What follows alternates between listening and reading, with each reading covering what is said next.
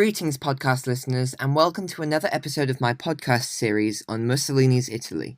In this episode, I'll be speaking about Mussolini's use of propaganda.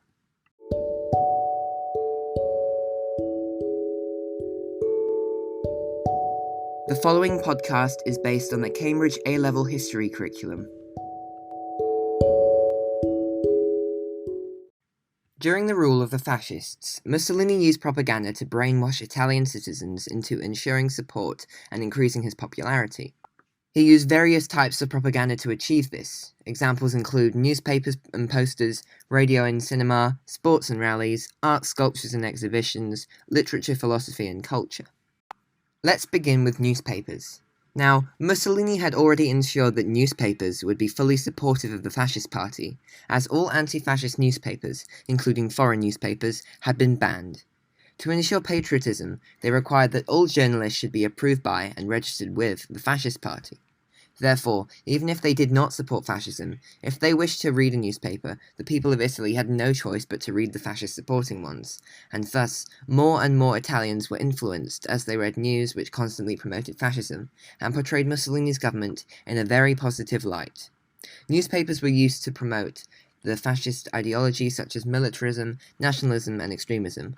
For example, when Italy joined World War II on the side of Germany, in an article titled, "People of Italy, Run to Arms!" they stated that it was Italy's destiny to join the war. As an ally of Nazi Germany, they also used the newspaper to spread Hitler's news and Nazi German propaganda, such as anti-Semitism.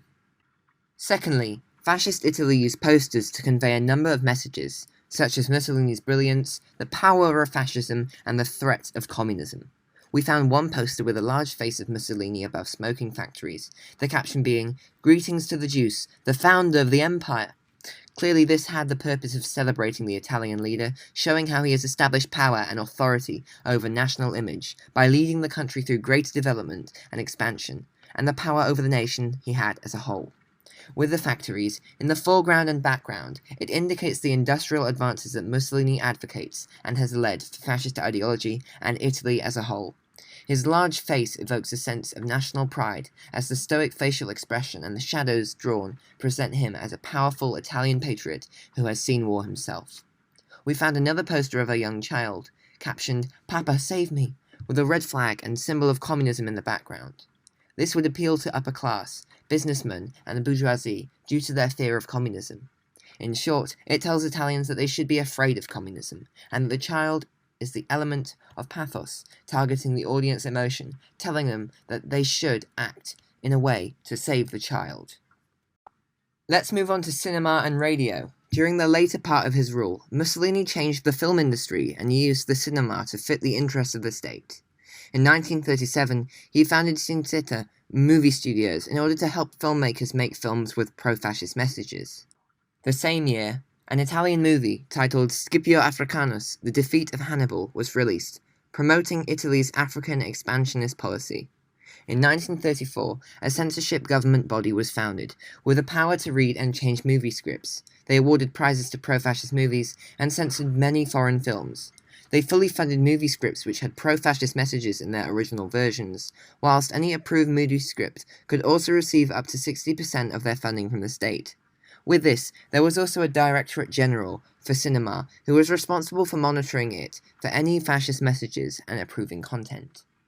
Initially, the usage of the radio for propaganda was neglected by Mussolini, but in 1924 he began to see the potential of the radio as propaganda. The radio began to broadcast several state programs. Although it mainly consisted of music, there are at least 2 hours of official broadcast each day, and this increased in the 1930s. Additionally, Mussolini made speeches which were broadcast to crowds of people in piazzas, with loudspeakers. This is because at the time, only 40,000 people owned a radio, although by 1938 this had increased to 1 million, and by 1939, 1 in 44 households owned a radio. This large increase was likely due to the new Rural Radio Agency, which supplied schools with radios. There was also a fascist leisure and recreational organization for adults called the National After-Work Club, Opera Nazionale Dopo Lavoro, or OND for short. It ran community listening meetings that assisted in the spread of fascist ideology, to people in rural areas and to those who could not read. Onto rallies and sports. Italy was quite heavily invested in the sport of football, with Mussolini being an avid fan. In regards to sport, they had quite a few aims. Firstly, the fascist regime used football to improve the health and strength of Italian men, possibly as they wanted to be able to recruit a strong army in the event of war. If you think about it, football fits the fascist ideology of collectivism, as it is a team sport. In 1934, Italy hosted the FIFA World Cup, using the opportunity to show off and sell Italian products. Rallies were also held, showing the might of the Italian nation. Italy even won the World Cup that year, and this showed the strength of Italian men even more.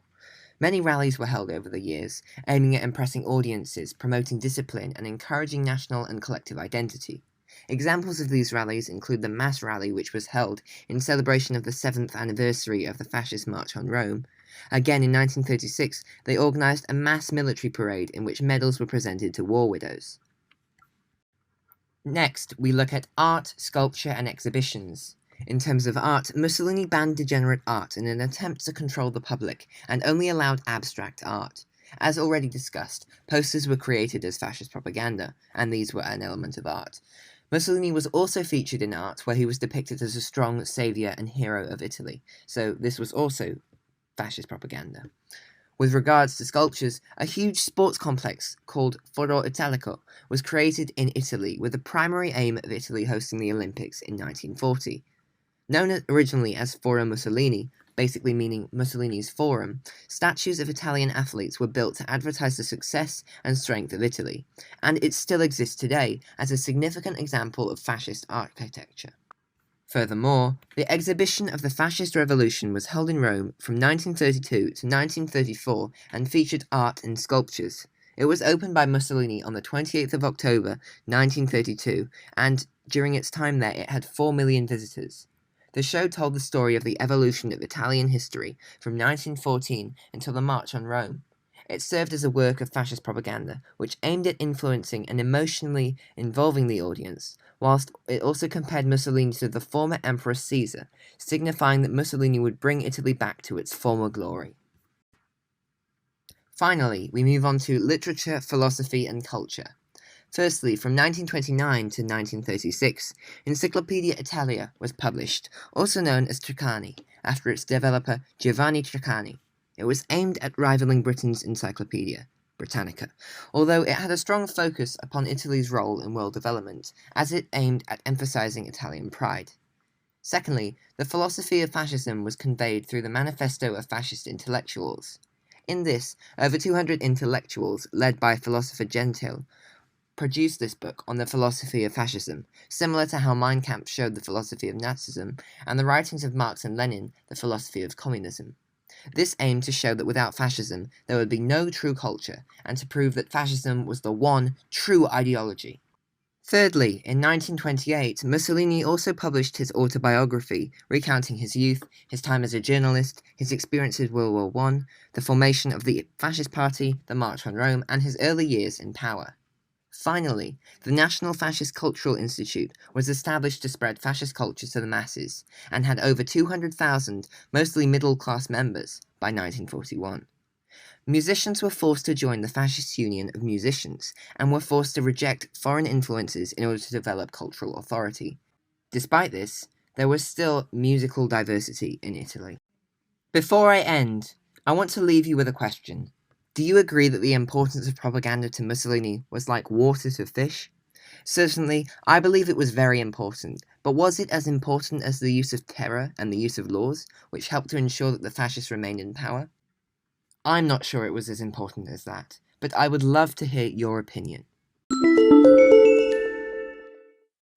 Thank you for listening to this episode of my podcast. Please subscribe to be notified when the next episode releases. In the meantime, you can use the links in the description of this podcast to find additional revision material on my website. You can also DM me and fill in the Google form to provide me with valuable feedback. Thanks and goodbye.